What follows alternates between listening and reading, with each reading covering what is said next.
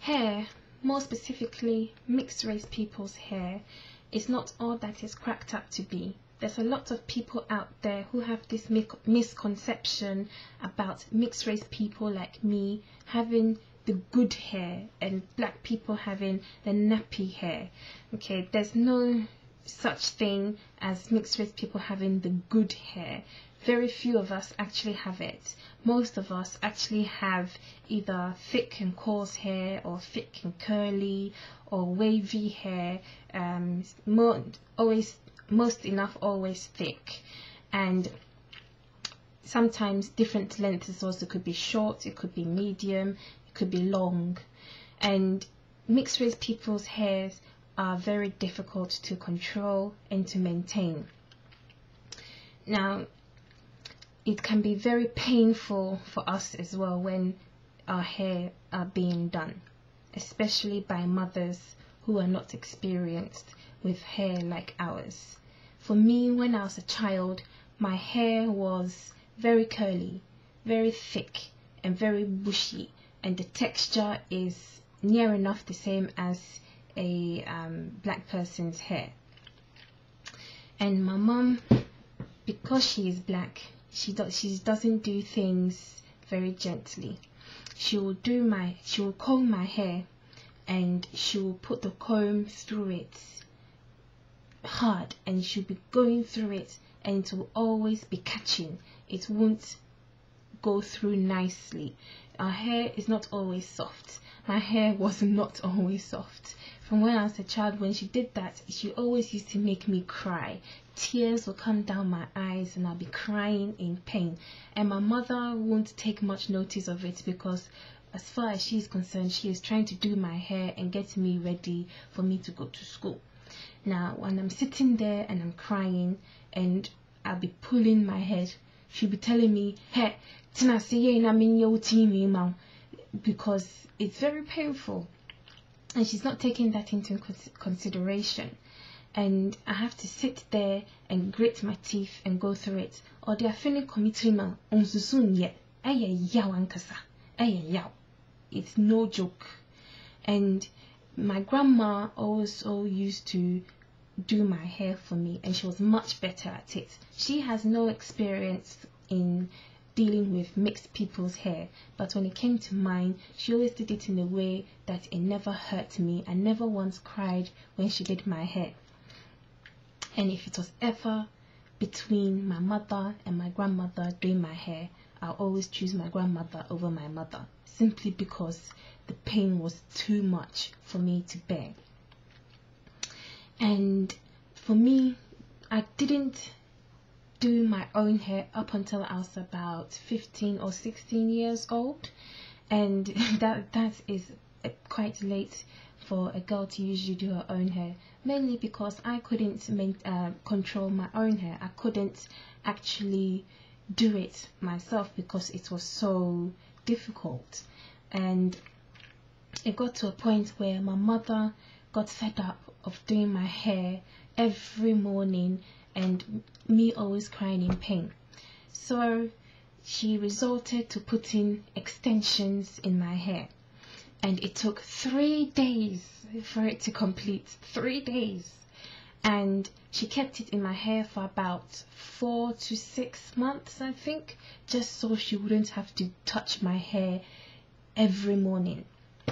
And the hair on my head, seeing how long my hair is, you see, very long, she'll put it in and it will go long, and it will go longer than what my hair already is.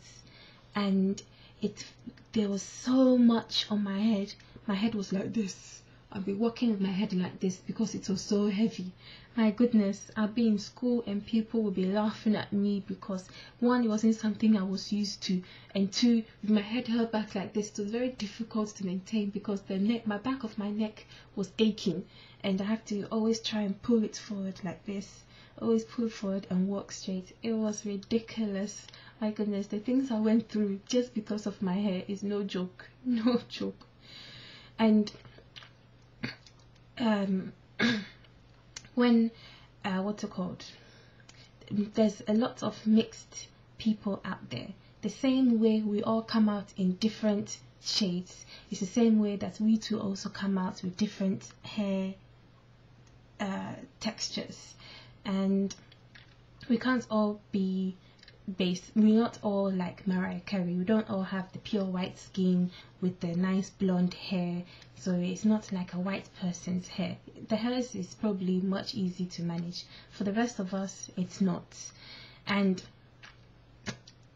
when we have to do it, it's not easy at all. Some of us, in order to be able to actually control it ourselves, we either treat it or perm it or straighten it. And me, I permed it once before. Never again. It burnt my scalp, and the hair didn't even take. It was still curly afterwards. And the treatment was also expensive. Not doing it again, so I stopped entirely. Now I found out a way to be able to do my hair so that it would be easy to manage. At the time, it was still thick, but a bit straighter, maybe wavy and long. So it was difficult still, but not as bad as when my mother used to do it. And these days, what I do is I just get my hair done and have it straightened. And you see my hair, I can show you. You can see it now. It's soft, it's long. I can run my hands through it with no problem. It doesn't catch. See? It doesn't catch. So it's nice and soft now, straight and long. I don't have any problems. And I can deal with it much better. In the morning, sometimes I don't even have to comb through it. And it's okay. It doesn't come out messy or anything. So I can just pull it back and have it done. It's not always so. Our hair is always difficult.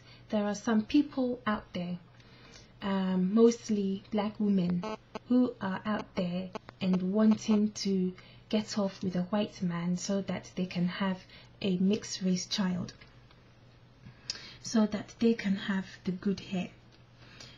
I'm sorry to tell you, but there is no good hair. Most of us don't have it. Natural state, very few of us, if we do have it, very few of us have actually the good hair.